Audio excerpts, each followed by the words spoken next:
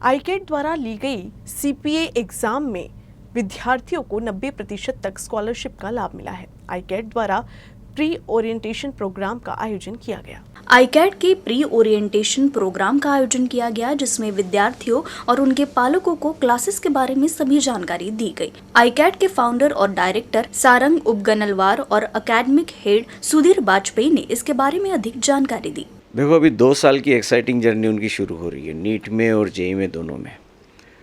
और ये exciting journey कैसी रहेंगी, कैसी सिंप्लीफाई की गई है, पहले दिन से आखिरी दिन तक कैसा प्रॉपर प्लानिंग किया गया है, बच्चों से क्या एक्सपेक्टेशन है, जब 2 साल की जर्नी होने वाली है तो उनसे क्या एक्सपेक्टेशन है, और इनकी जर्नी कैसे जाएंगी ताकि रिजल्ट्स बहुत अच्छे आएंगे।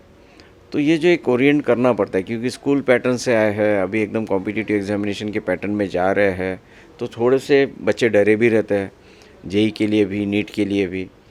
उनको लगता है कि ये बहुत डिफ़िकल्ट एग्जामिनेशन है, तो उनका एक ओरिएंटेशन होना ज़रूरी है कि भैया कैसे हम उनकी जर्नी सिंपल बनाने जा रहे हैं, कैसे हम पूरे 2 साल उनके साथ में हैं, और कैसे हम देखेंगे कि 2 साल के बाद ये जब यहाँ से अच्छे कॉलेजेस में एडमिशन लेंगे तो कैसे ट्रांसफॉर्म इंडिविजुअल्स रहेंगे, कैसे अभी है और कैसे एकदम शार्प बच्चे यहाँ से बच्चे निकलेंगे। तो इसके लिए जो ओरिएंटेशन प्रोग्राम रहता है, जब तक ओरिएंटेशन प्रोग्राम होता नहीं है तब तक डायरेक्ट क्लासेस शुरू करने में कोई मतलब रहता नहीं है। तो इसलिए ये हमेशा रिचुअल है आईकेट का कि हम पहले ओरिएंटेशन प्रोग्राम पूरे बच्चों का लेते हैं जिनको भी एडमिशन आईकेट में मिली है। जैसे स्टूडेंट्स हमारे पास आता है, उसकी पूरी एक प्लानिंग होती है कि जब तक वो हमारे साथ रहने वाला है तब तक उसको हम कैसे कैसे चीज़ों को डिलीवर करने वाले हैं। छोटे से बड़े हर एक बच्चे पर, पूरे स्टूडेंट्स को एक साथ ध्यान में रख के चलते हैं हम लोग।